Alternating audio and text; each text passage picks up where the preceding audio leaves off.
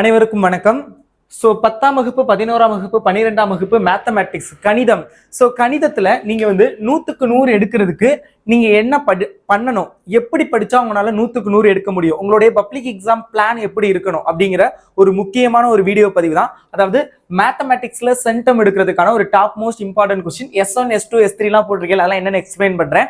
So இது எல்லாமே இந்த ஒரு வீடியோ ஒரு 10 மினிட்ஸ் இருக்கும்னு நினைக்கிறேன். பட் இந்த 10 மினிட்ஸ் உங்களுடைய மேத்தமேட்டிக்ஸ்ல இது வரைக்கும் உங்களுடைய புரிதல் எப்படி இருந்ததுங்கிறத அப்படியே சேஞ்ச் பண்ணும். மேத்தமேட்டிக்ஸ் எப்படி படிக்கணும், எப்படி படிச்சா மார்க் எடுக்க முடியும், நீங்க படிச்சது எக்ஸாம்ல மறக்காம இருக்கிறதுக்கு என்னென்ன பண்ணணும், ஸோ அதுக்கு நீங்க எந்த மாதிரி படிக்கணும், எந்த டயத்துல படிச்சா மேத்தமேட்டிக்ஸ் கொஞ்சம் ஈஸியா இருக்கும் அப்படிங்கிறது சைக்காலஜி படி என்ன எந்த டைம் கரெக்டா இருக்கும் அப்படிங்கிறதே நான் சொல்றேன். அண்ட் ஆல்சோ இந்த வீடியோ உங்களுக்கு ஒரு ஓப்பனிங் வீடியோவா இருக்கும் கண்டிப்பா. ஏன்னா ரொம்ப சம் இம்பார்ட்டன்ட் இன்ஃபர்மேஷன் சொல்ல போறேன். டு கெட் சென்டம், மேத்தமேட்டிக்ஸ்ல சென்டம் எடுக்கிறது ரொம்ப ஈஸி. எதுக்காக ஈஸின்னு சொல்றேன்னா, இப்போ மற்ற சப்ஜெக்ட்லாம் வந்து ஒரு கொஸ்டின் ஸ்பெல்லிங் மிஸ்டேக்கு மார்க் குறைக்கலாம். ஸோ ஓகேங்களா. ஸோ அந்த மாதிரி நிறைய யூனிட் போடலாட்டி மார்க், ஸோ அந்த மாதிரி மார்க் குறைக்கிறதுக்கு நிறைய வாய்ப்பு இருக்குது. பட் மேத்தமேட்டிக்ஸ் அப்படி கிடையாது. ஒன்ஸ் நீங்க ப்ராப்ளத்துக்கான சொல்யூஷன் கரெக்டா எழுதிட்டீங்க அப்படின்னா ஸோ மார்க் எந்த வகையிலையும் உங்களுக்கு கம்மி பண்ண முடியாது.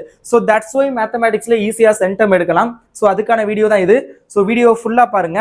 அதுக்கு முன்னாடி 10ஆம் வகுப்பு 11ஆம் வகுப்பு 12ஆம் வகுப்பு மாணவர்கள் இந்த வீடியோ பதிவிற்கு ஒரு லைக் பண்ணிட்டு, சேனலுக்கு புதுசா பாக்குறீங்க அப்படின்னா சப்ஸ்கிரைப் பண்ணிக்கோங்க. இதே மாதிரி ஆல் சப்ஜெக்ட் நம்ம அப்லோட் பண்ணுவோம். இது போக இம்பார்ட்டன்ட் கொஸ்டின்ஸும் உங்களுக்கு அப்லோட் பண்ணுவோம். சப்ஸ்கிரைப் பண்ணிக்கோங்க. வீடியோக்குள்ள போறதுக்கு முன்னாடி ஒரு சின்ன இன்ஃபர்மேஷன். நம்ம channel Kalvimani channel black sheep digital award 2025ல ஃபேவரட் எஜுகேஷனல் கேட்டகரியில நாமினேட் பண்ணியிருக்காங்க. ஸோ நீங்க எனக்கு அந்த அங்கீகாரத்தை கொடுக்கணும், எனக்கு அந்த விருது வாங்கி தரணும், நம்ம இந்த அவார்டை வின் பண்ணணும், நான் டாப் 5க்கு வரணும் அப்படின்னு நீங்க நினைச்சீங்க அப்படின்னா ஜனவரி 15ஆம் தேதி வரைக்கும் ஓட்டிங் லைன் ஓப்பன்ல இருக்கும். ஸோ டெய்லி உங்களால ஓட் பண்ண முடியும். டிஸ்கிரிப்ஷன்ல லிங்க் கொடுக்குறேன், அந்த லிங்கை கிளிக் பண்ணி நீங்க நம்பர் போட்டு ஓட் பண்ற மாதிரி இருக்கும். ஃபேவரட் எஜுகேஷனல் கேட்டகரியில நம்ம போட்டோ போட்டு கல்விமணின்னு இருக்கும், அதுல ஓட் பண்ணுங்க. ஒரு நாளைக்கு ஒரு நம்பர்ல ஒரு ஓட் பண்ணலாம். பட் நீங்க வேற நம்பர் கொடுத்து டிஃப்ரெண்ட் நம்பர் கொடுத்து உங்களால எத்தனை ஓட்டு வேணாலும் பண்ண முடியும் உங்ககிட்ட உள்ளது. ஸோ ஓகேங்களா. ஸோ அதனால மறக்காம எனக்கு இன்னையில இருந்து 15ஆம் தேதி வரைக்கும் டெய்லி வந்து நீங்க எனக்கு இந்த உதவியை பண்ணுங்க, ஓட் பண்ணுங்க. உங்களால ஒரு நாளைக்கு மேக்சிமம் எவ்வளவு ஓட் வரைக்கும் பண்ண முடியுதோ ஸோ அவ்வளோ ஓட் பண்ணுங்க, டிஃப்ரெண்ட் நம்பர் கொடுத்து. ஓகேங்களா. ஸோ வாங்க வீடியோக்குள்ள போகலாம். 10th 11th 12th மேத்தமேட்டிக்ஸ்ல நீங்க 100 out of 100 ஸ்கோர் பண்றதுக்கு ஃபர்ஸ்ட் ஆஃப் ஆல் 3 ஸ்டேஜ்ல தான் ஸ்டூடெண்ட்ஸ் இருப்பீங்க. ஃபர்ஸ்ட் ஸ்டேஜ் பாத்தீங்க அப்படின்னா, நான் வந்து இப்போதான் வந்து இந்த பாஸ் மார்க் எடுக்கிறேன். அதாவது எப்படின்னா, எனக்கு வந்து எல்லாமே பார்த்த மாதிரி தெரியுது, எல்லாமே தெரிஞ்ச மாதிரி இருக்குது, ஆனாலும் நான் எக்ஸாம் எழுதுறேன்னா என்னால அந்த 35ல இருந்து 50 மார்க் வந்து என்னால தாண்ட முடியல. ஸோ இந்த அதாவது எப்படின்னா, நான் படிக்கிறேன், இப்போ எக்ஸாமுக்கு முதல் நாள் நான் படிக்கிறேன் அப்படின்னா ஓகே எல்லாமே எனக்கு தெரிஞ்ச மாதிரியே இருக்குது, நான் எல்லாமே படிச்ச மாதிரியே இருக்குது, ஆனா எக்ஸாம் எழுதிட்டு ரிசல்ட் வந்தா 35ல இருந்து 40 மார்க் கூட தாண்டலைங்கிற ஒரு கேட்டகரி. செகண்ட் கேட்டகரி என்ன அப்படின்னு கேட்டீங்கன்னா, அதாவது எனக்கு எல்லாமே தெரியும், அதே மாதிரி நான் எக்ஸாம்ல நல்லா எழுதுறேன், எக்ஸாம் எழுதிட்டு வரலாம், சென்டம் எடுக்கிற கான்ஃபிடென்ட் இருக்குது, பட் ஸ்டில் வந்து ஏதோ ஒரு சில மிஸ்டேக்னால பாத்தீங்க அப்படின்னா என்னால வந்து அந்த ஒரு 80% இந்த ஆவரேஜ் மார்க்ல தான் இருக்கேன், அந்த சென்டம் அதுக்கு மேல போக முடியல. எப்படி சொல்றது, இப்போ ஒரு டாப்பருக்கு தெரியுற மாதிரி இப்போ 100 out of 100 எடுக்கிற ஸ்டூடெண்ட்டுக்கு எவ்வளவு தெரியுதோ அவ்வளவு எனக்கும் தெரியுது, பட் ஸ்டில் என்னால அந்த 100 out of 100 எடுக்க முடியல. அது என்ன காரணம் தெரியல. மூணாவது பாத்தீங்க அப்படின்னா, நான் 100 out of 100 கம்பல்சரி எடுக்கணும் அப்படின்னு நினைச்சுக்கிட்டு இருக்கேன். இந்த 3 ஸ்டேஜ்ல தான் இருப்பீங்க. ஓகேங்களா. ஸோ இப்போ 3 பேருக்கும் சேர்த்து காமனாவே சொல்றேன். என்ன அப்படின்னு கேட்டீங்கன்னா, மேத்தமேட்டிக்ஸை பொறுத்தளவுல நீங்க வந்து ஒரு பிளான் இல்லாம படிச்சீங்கன்னா ஒண்ணுமே பண்ண முடியாது. பிளான்னா என்ன பிளான்னா, ஸோ ஒரு ஐநா சபையில முறியடிக்கிறவர்களுக்குலாம் ஒரு பிளான் கிடையாது, சும்மா நார்மலான ஒரு பிளான் தான். ஓகேங்களா. ஸோ என்னன்னா, இப்போ நீங்க சாப்டர், இப்போ ஏதோ ஒரு சாப்டர், இப்போ ஃபர்ஸ்ட் சாப்டரோ செகண்ட் சாப்டரோ எடுத்துக்கிட்டீங்கன்னா, நீங்க சும்மா இந்த கொஸ்டின் அங்கே கேட்டாங்க எக்ஸாம்ல, இது இங்க கேட்டாங்க, இது அவர் இம்பார்ட்டன்ட் சொன்னாரு, இது நான் இம்பார்ட்டன்ட் சொன்னேன், ஸோ இது வந்து அங்கே அது நான் வேற ஒரு கொஸ்டின் பேப்பர்ல பார்த்தேன், இது டீச்சர் சொன்னாங்க அப்படின்னு அந்த ஒரு ஆர்டரே இல்லாம, ஒரு பிளானே இல்லாம சொன்ன எல்லாத்தையும் கண்டமேனிக்கு எழுதி நீங்க கண்டமேனிக்கு படிக்க கூடாது. ஓகேங்களா.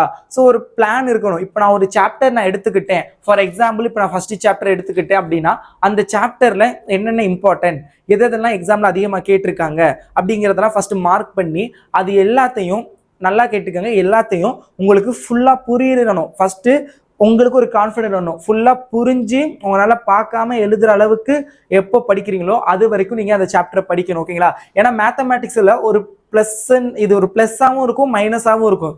மற்ற சப்ஜெக்ட்லாம் நம்ம படிக்க புரியாது, ஒரு சிலர் அந்த ரீட் பண்ணி மறந்துகிட்டே இருக்கும் புக்கை பார்த்து படிச்சோம்னாலுமே. பட் எக்ஸாம்ல எழுதியாலும் ஒரு ஃப்ளோல வந்துடும். பட் மேத்தமேட்டிக்ஸ் நமக்கு நோட்டை வச்சு இப்போ இப்படி நான் நோட்டை வச்சு ஒரு சம் இருக்குதுன்னு வச்சுக்கோங்க. ஸோ இந்த மாதிரி ஒரு சம் இருக்குது.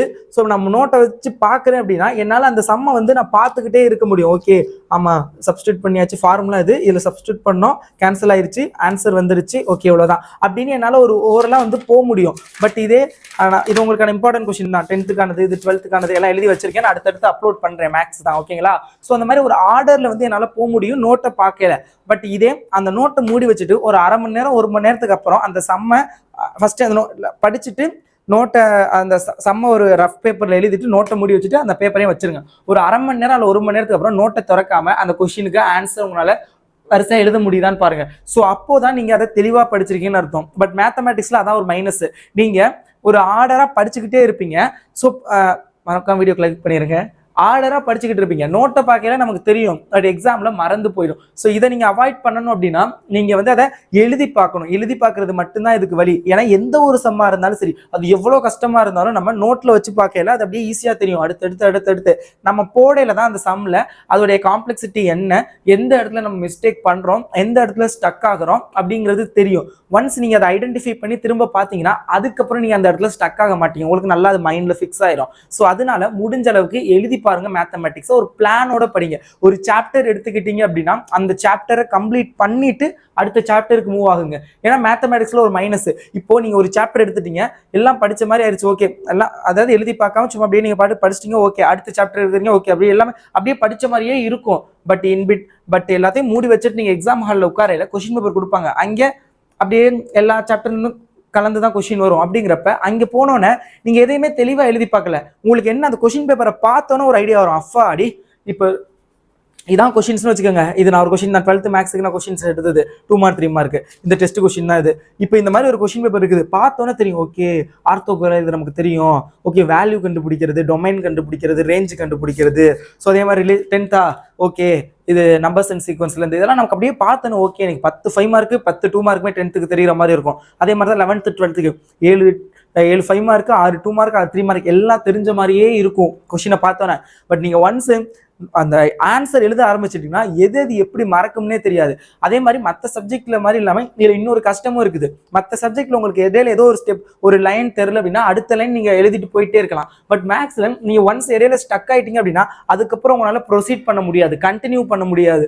ஸோ ஏன்னா வந்து அந்த ஸ்டெப் தெரிஞ்சாதான் அடுத்தே பண்ண முடியும். அப்ப பாருங்க நீங்க நல்லா படிச்ச மாதிரி இருக்கும், அந்த செம்மு ஈஸியா இருக்க மாதிரி இருக்கும், ஈஸியானதா கூட இருக்கும். ஆனா அந்த இடத்துல அந்த ஒரு ஸ்டெப்பு மறந்தாலும் உங்களால ஒண்ணுமே பண்ண முடியாது. ஸோ அதனால மேத்தமேட்டிக்ஸை எழுதி பாருங்க. அண்டு சின்ன சம்மா இருந்தாலும் சின்ன சம் வந்து உங்களுக்கு ஈஸியா இருக்கும். அப்ப அதுக்கு என்ன பண்ணீங்கன்னா ஃபுல்லா எழுதலாட்டியும் அதோடைய ஃபார்முலாவை மட்டும் எழுதி பாருங்க. இது வந்து செகண்ட் டிப். ஓகே ஃபர்ஸ்ட் ஒரு ஆர்டரா படிக்கணும், செகண்ட் எழுதி பார்க்கணும். ஸோ 3வது பார்த்தீங்க அப்படின்னா நீங்கள் வந்து டெஸ்ட் செல்ஃப் டெஸ்ட் அதுவுமே எழுதி பார்க்கறதுல தான் வரும். அடுத்து ஃபார்முலாஸ்.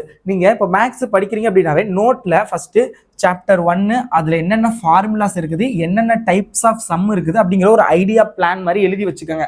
இப்போ 12th மேக்ஸ் எடுத்தீங்கன்னா இப்போ சாப்டர் 1 ஓகே இதில் இன்வெர்ஸ் கண்டுபிடிக்கிறது இருக்குது, கன்சிஸ்டன்சி செக் பண்ணுறது இருக்குது, கெமிக்கல் ஈக்குவேஷனில் 2 சம் இருக்குது, கிரேமர் ரூல் ரொம்ப important, cos Jordan method, Gaussian elimination method இதெல்லாம் வெரி இம்பார்ட்டன்ட்.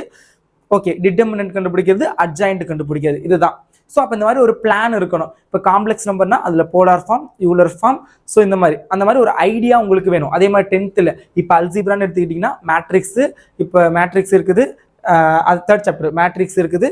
ஸோ அதில் நமக்கு வந்து வேற என்ன இருக்குது, ஸ்கொயர் ரூட் ஃபைண்ட் பண்ணுறது, இது அப்புறம் குவாட்ரேட்டிக் ஈக்குவேஷனோட ஸ்கொயர் ரூட் ஃபைண்ட் பண்ணுறது இருக்குது. ஸோ இந்த மாதிரி டைப்ஸ் ஆஃப் சம்ஸ் இருக்குது. அப்புறம் HCF இருக்குது. ஸோ இந்த மாதிரிலாம் இருக்குது. ஸோ இதெல்லாம் நம்ம அந்த மாதிரி ஒரு ஐடியா பிளான் பண்ணி வச்சுக்கோங்க. இது ரொம்ப இம்பார்ட்டன்ட். அப்போ நீங்கள் ஒரு சாப்டர் எடுத்துட்டீங்கன்னா அந்த ஐடியாவை பார்த்தா தெரியும். ஏன்னா நோட்டை பார்த்தா ஃபுல்லாக திருப்பணும், அந்த ஐடியா பார்த்தா தெரியும். ஓகே இப்போ ஓகே ஃபர்ஸ்ட் இதில் ஓகே காஸ் ஜோர்டான் மெத்தடா நமக்கு தெரியும், கிரேமரா படிச்சாச்சு, ஓகே இதுவா படிச்சாச்சு அப்படின்னு டிக் பண்ணி வச்சுக்கிட்டு இருந்தீங்கன்னா அது கொஞ்சம் ஈஸியாக இருக்கும். ஸோ இந்த பிளானை வந்து கரெக்டாக பண்ணுங்க. அண்ட் மேத்தமேட்டிக்ஸை பொறுத்தளவில் எந்த அளவுக்கு நீங்கள் ப்ரீவியஸ் இயர் கொஸ்டின் பேப்பர்ஸை கலெக்ட் பண்ணி டெஸ்ட் எழுதி பார்க்குறீங்களோ ஸோ அந்த அளவுக்கு ப்ராக்டிஸ் ஆகும், அதையும் பாருங்க. அடுத்தது ஒன் வேர்டை பொறுத்தளவில் உங்களுக்கு டெய்லியுமே முடிஞ்ச அளவுக்கு ஒன் வேர்டை ஃபர்ஸ்ட் ஒரு நாளைக்கு ஒரு யூனிட் படிக்க முடியுமா, ஒரு யூனிட் கூட வச்சுக்கோங்க, ஒரு யூனிட் மொத்தம் ஓகேங்களா. ஸோ 12 யூனிட், ஒரு நாளைக்கு ஒரு யூனிட்னா 12 நாளில் ஒன் வேர்டை நீங்கள் முடிச்சிடலாம். So one word 20 mark 11th 12th அதில் 17 18 கொஸ்டின் புக் பேக் வரும். ஸோ அதனால ஒன் வேர்டை ஒரு 12 நாளா இல்லையா ஒரு 24 நாள் கூட எடுத்து இந்த மாதம் ஃபுல்லாக ஒன் வேர்டை படிங்க ஓகேங்களா. ஒரு நாளைக்கு ஒரு யூனிட்ல பாதி ஒன் வேர்டையாவது படிங்க. ஸோ அந்த மாதிரி அப்போ எல்லா சப்ஜெக்ட்லையும் படிக்கணும். 12 நாளில் முடிச்சிங்கன்னா அடுத்தடுத்து நீங்கள் வேற சப்ஜெக்ட் போயிடலாம். இல்லை பாதினா எல்லா சப்ஜெக்ட்லையும் பாதி படிக்கணும். எது நீங்கள் தான் முடிவு பண்ணிக்கணும். பட் ஒன் வேர்டில் கான்சென்ட்ரேட் பண்ணுங்க. ஏன்னா நிறைய பேர் இது மைனஸ் பண்ணுறீங்க. 2 மார்க்கை படிக்கிறீங்க, 5 மார்க்கை படிக்கிறீங்க, 3 மார்க்கை படிக்கிறீங்க, ஒன் வேர்டை கேட்டுக்கிறலாம், இல்லை லாஸ்ட் நேரத்தில் பார்த்துக்கிறலாம் அப்படின்னு ஒரு ஐடியாவில் இருக்கீங்க. பட் அது முற்றிலும் தவறான ஒன்று. நீங்களே நல்லா பாருங்கள், நிறைய பேருக்கு இந்த ஒன் வேர்டில் மார்க்கும் நல்லா எல்லாமே. நான் லாஸ்ட் இயர்லாம் பார்த்தேன், நான் பேப்பர் ப்ரெசன்டேஷன் வீடியோ அப்லோட் பண்ணல, அந்த ஆன்சர் ஸ்கிரிப்ட்லாம் காமிக்கிறேன். ஒரு ஸ்டூடெண்ட்டு 11th 12th தான் மேக்ஸில் பார்த்தீங்க அப்படின்னா 2 மார்க் 3 மார்க் 5 மார்க் எல்லாம் ரைட்டு. பட் உங்களுடைய மார்க் வந்து 90க்கு 81 என்னமோ தான், 9 மார்க்கு போச்சு. என்னன்னு பார்த்தா ஒன் வேர்ட்லேயே 9 மார்க் போயிருக்கு. ஸோ அப்போ பார்த்துங்க, one word major role play பண்ணும் பார்த்துங்க. இன்னொரு ஸ்டூடெண்ட் நிஜமாலுமே நீங்கள் லாஸ்ட் இயர் கொஸ்டின் பேப்பர் வேணாலும் எடுத்து பாருங்க. 10th ஸ்டூடெண்ட் கொஸ்டின் நம்பர் 13 14 ஏதோ ஒன்று, 12 13 14 இதில் ஏதோ ஒரு கொஸ்டின் தான் 10th ஒன் வேர்டு. அந்த ஸ்டூடெண்ட் வந்து எப்படி சொல்றது, தமிழில் 99, இங்கிலீஷில் 99, சயின்ஸில் 75க்கு 74, சோசியலில் 100, ஓகேங்களா, மேத்தமெட்டிக்ஸில் 99. அவங்களுக்கு எப்படி மார்க் போணுச்சு அப்படின்னு கேட்டிங்கன்னா, ஏதோ ஒரு கொஸ்டினுக்கு அவங்க வந்து ஃபஸ்ட்டு வந்து சி போட்டிருக்காங்க. சி வந்து அண்ட் சிஓ பிஓ ஏதோ ஒரு ஆப்ஷன் போட்டிருக்காங்க. 0.5 போட்டிருக்காங்க ஆன்சர், ஓகேங்களா. ஸோ இதுதான் கரெக்ட் ஆன்சர். ஆனால் அவங்க ஏதோ ஒரு கன்ஃபியூஷனில் என்ன பண்ணியிருக்காங்க, இதை ஏதோ ஒரு பயத்தில் ஒரு தப்புன்னு நினச்சிருப்பாங்களுக்கு பின்னு போட்டுட்டு ஆன்சர் வந்து 1.5ன்னு ஒன்று இருந்துச்சு. அதை என்ன பண்ணிட்டாங்க, இது அழிச்சிட்டு 1.5ன்னு போட்டுட்டாங்க. பட் அந்த ஆன்சர் ஸ்கிரிப்டை பார்க்குறேன், அதுதான் தப்பு. 0.5 தான் ரைட்டு. ஸோ அப்போ அவங்களுக்கு அந்த ஒரே ஒரு இதில் பாருங்க, அவங்க பண்ண ஒரு மிஸ்டேக்கு மார்க் போயிடுச்சு. நீங்கள் நம்மளாட்டி லாஸ்ட் இயர் கொஸ்டின் பேப்பர் எடுத்து பாருங்க, உங்களுக்கு தெரியும். அந்த கொஸ்டின் கூட இருக்கும். அந்த பேப்பர் ப்ரெசன்டேஷன் வீடியோ போடுவேன்ல, அப்போ நான் அந்த ஆன்சர் ஸ்கிரிப்டை காமிக்கிறேன், அதை பாருங்க. ஸோ அதனால முடிஞ்ச அளவுக்கு ஒன் வேர்டை ஸ்ட்ராங்காக படிச்சுக்கோங்க, ஓகேங்களா. ஸோ ஏன்னா நம்ம அங்கே எக்ஸாம் ஹாலில் போயிட்டோம்னா நம்ம ஓரலாக பார்த்தோம்னா வச்சுக்கோங்களேன், 4 ஆப்ஷனுமே ரைட்டுங்கிற மாதிரி நமக்கு தோணும். ஸோ நம்ம எந்த அளவுக்கு கிளாரிட்டியாக படிச்சுட்டு போகிறோமோ தெளிவாக, அப்போ தான் நம்மளால பார்த்தோன்னா ஓகே இதுக்கு இதுதான் அப்படின்னு எழுத முடியும். ஸோ அதை மைண்டில் வச்சுக்கோங்க, ஓகே. ஸோ இதுதான் நான் சொல்ல நினைச்சது. ஸோ இந்த மாதிரி படிங்க. மேத்தமேட்டிக்ஸை முடிஞ்ச அளவுக்கு எழுதி பாருங்க. இந்த வீடியோ மூலமா நான் கடைசி வரைக்கும் சொல்றது, எழுதி பாருங்க. எந்த அளவுக்கு ரைட் பண்றீங்களோ ஸோ அந்த அளவுக்கு உங்களுக்கு வந்து ப்ராக்டிஸ் ஆகும், okay. All the best for your public examination. Upcoming எல்லா சப்ஜெக்ட்டுக்கும் இதே மாதிரி ஸ்டடி பிளான் நான் உங்களுக்கு கொடுக்குறேன். அண்ட் இந்த ஸ்டேஜில் உள்ளவங்க இந்த ஸ்டேஜுக்கு வரணும், இந்த ஸ்டேஜில் உள்ளவங்க இந்த ஸ்டேஜுக்கு போகணும் அப்படிங்கிறது என்னுடைய விருப்பம். ஸோ உங்களுடைய ஸ்டேஜ் நீங்கள் இதை தாண்டணும் அப்படின்னா அதுக்கு நீங்கள் எஃபர்ட் எடுத்தால் மட்டும்தான். நான் கோடியாக வீடியோ போட்டாலும் இல்லை, நான் உங்க எப்படி சொல்றது, உங்களை நான் என்ன பண்ணாலுமே அதுக்கு நீங்க போடுற எஃபர்ட் மட்டும்தான் காரணம், நான் காரணமே கிடையாது, ஓகேங்களா. நீங்க நல்ல மார்க் எடுத்தாலும் அதுக்கு உங்க முயற்சி தான், நான் காரணம் கிடையாது. நான் இம்பார்ட்டன்ஸ் சொன்னது கிடையாது. நீங்க கம்மியா எடுத்தாலும் அதுக்கும் நீங்க தான் காரணம், ஓகேங்களா. ஸோ அதனால நீங்க உங்க வாழ்க்கையில நடக்கிற எல்லாத்துக்குமே நீங்க தான் காரணம் அப்படிங்கிறத மைண்ட்ல வச்சுக்கிட்டு, ஸோ நீங்க யாரையும் பிளேம் பண்ணாதீங்க. ஸோ டீச்சர் சொல்லி கொடுக்கல, எனக்கு இது நான் இம்பார்ட்டன்ட் கொஸ்டின் அதை அப்பவே பார்த்துருந்தா படிச்சிருப்பேன், இப்பவே பார்த்துருந்தா படிச்சிருப்பேன், எதுவும் கிடையாது. ஸோ நீங்க மட்டும்தான் காரணம். ஸோ நல்லா படிங்க. All the best.